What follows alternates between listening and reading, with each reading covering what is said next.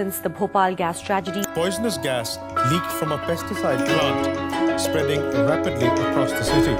In December 1984, 4,000 people died in the Indian city of Bhopal. कोई कह रहे हमारा पति नहीं है, कोई कह रहे हमारी बीवी नहीं है, कोई कह रहे हमारे बच्चे नहीं है, कोई कह रहे हमारा परिवार पूरा बिछड़ गया. Remembering that night in Bhopal on 2nd December 1984 still gives you shivers this day. Thousands of individuals went to sleep and never woke up again. The Bhopal Gas Tragedy is the largest industrial disaster in the world and one of the most horrifying events of industrial history. According to the official statistics, about 4,000 people died. However, the Indian government also owned the stocks in the company that released the gas, and the death tolls is always underestimated when an accident occurs due to government-sponsored causes. This figure is 4,000. But if we consider the doctors, police and the regular citizens who were present there over the time, then the actual death was at least 25,000 to 30,000 and the harmful effect that had endured over the 5 lakh peoples. Furthermore, how could an individual worth only 12,400 rupees when it comes to compensation? Was it merely a horrifying accident, or did the carelessness and the cost cutting make it an unavoidable disaster?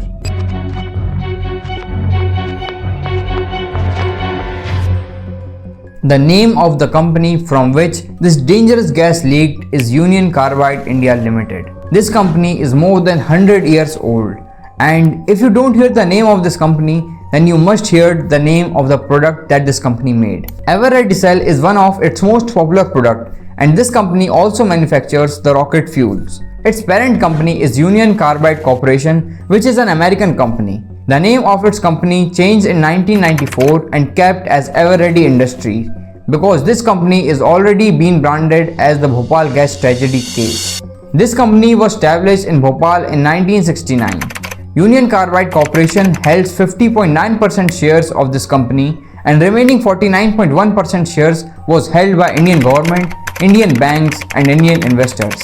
This company used to make a special pesticide called Sevin, which has a very good demand in the market of Bhopal. But who knows that this company, which is making so many pesticides, would destroy the peoples of Bhopal. Till some years, this company made a huge profit. But by 1980s, UCIL starts suffering from heavy losses, because by this time, other companies' insecticides starts getting entered and mixed in the Indian medicine market, due to which UCIL suffering from heavy losses.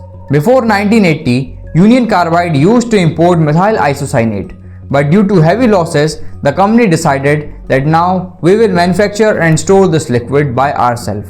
And because this company had a support of Indian government, hence easily got the permission to make such a dangerous chemical, methyl isocyanate. And MIC is one of the most dangerous chemicals known to man. And this company was built in the authority center of the Bhopal railway station, and Jayaprakash Nagar is one of the closest and the most populated areas. In the middle of the city, it was a huge risk to store and produce such a dangerous chemical.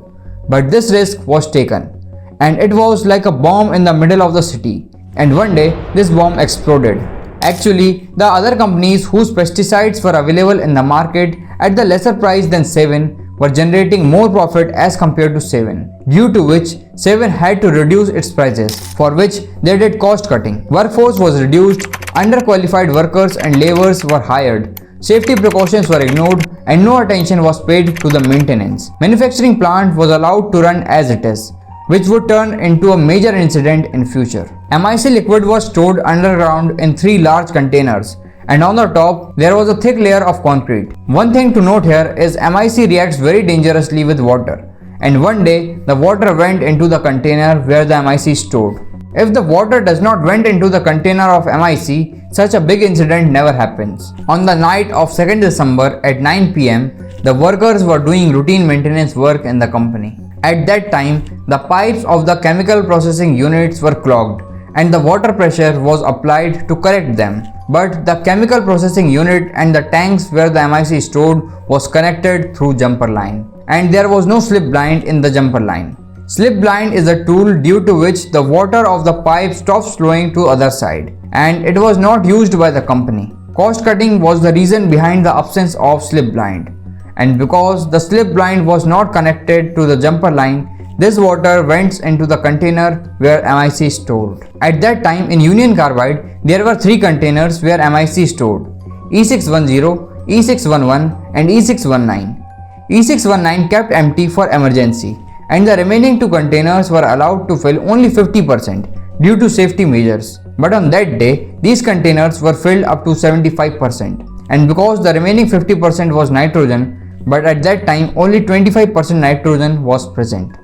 At 9 pm, when the chemical processing unit has been cleaned, water accidentally flowed into the E610 tank, due to which a dangerous chemical reaction started. If the water would be less, perhaps the big disaster may be avoided. But the workers were ordered by the supervisor to leave the water open for some time to clean the clogged pipes of the chemical processing units. At that time, more than 500 liter water was flowed inside the E610 tank. At 12:05 in night, when the workers' eyes start burning, they called the control room. But the maintenance of this company was not being done, so it's very difficult to identify which gas was leaking. That day, the pressure control device on the E610 tank was also not working, but the concrete on the top of the tank started breaking in few minutes. When 500 liter of water reacted with 40 tons of MIC, 30 metric tons of gas filled in the atmosphere and spread in the entire city. When this poisonous gas spread in the environment, it engulfed every human, every animal who come under the influence of this gas. Their eyes starts burning, they start coughing, they start vomiting, and the condition become very serious in few minutes. That night, not only humans but more than 3,000 animals lost their life. When the situation became worse, people started running towards the hospital. At that time, most visited and the nearest hospital was Hamidiya Hospital. On seeing this, a crowd of thousands of people reached Hamidiya Hospital. There was a capacity of 1,000 beds on the Hamidiya Hospital, which has got exhausted within few minutes. It was believed that more than 10,000 people come to Hamidiya for their treatment. It also happened that doctors even gave fake medicines to all the patients so that the people think that they are getting treated, because the doctor even don't know what is the condition, what is the problem. At that time, the total population of Bhopal was 8.50 lakh, and approximately 5.30 lakh people directly or indirectly affected by this gas. How did they got affected? Some went blind, some went disabled. Many of the people can't even say any word, while some get cancer. This gas broke the DNA of the people who are affected by the MIC, and their generation start being born with such dangerous diseases. But was there no safety measure in the company? There was. Actually, there were total 3 safety measures which are capable enough to stop any dangerous gas leaking. The primary safety measure was vent gas scrubber. If any gas leaks, it can be removed through caustic soda. This was the work of vent gas scrubber. But on 2nd December 1984, this vent gas scrubber was closed. The second safety measure was flare tower. This flare tower is responsible for preventing the gas spreading in the atmosphere at the time of gas leakage. But when it needed the most, it broke down, because the company is trying to cut the cost. Its maintenance was not yet done. And the third and the last safety measure was as soon as the gas was leaking from the chimney, water was poured on it.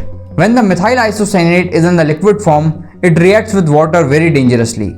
But when it's in the gas form, water destroys it. Therefore, pouring the water on the gas of methyl isocyanate is the last solution. But the pipe of the companies is too small and they can't even reach there. 4 days later, the owner of this company, Warren Anderson, comes to India and arrested. But he was arrested in a luxurious house, and the house in which he was arrested was Union Carbide's luxurious guest house, which is located in one of the most beautiful locations of the Bhopal. Warren Anderson gets bail in few hours, and he is in the America next day. Who gave him permission to leave the country? How did he get the bail? This question has not been solved till date. 5 years later of this incident, Warren Anderson provided $470 million to Indian government as a compensation. But the question is, can the DNA of all the people be corrected with 700 crores? Can all the people who have their children who are disabled, who are suffering from cancer, can be corrected? No, this cannot be done. This is the irreversible change. The Bhopal Gas Tragedy is not just an industrial disaster. It was the failure of humanity. It is the gleam that reminds us what happens when the profit was prioritized over the people's life. Was it the negligence or the deliberate disregards for safety? The answer may lies in the toxic ruins of Bhopal.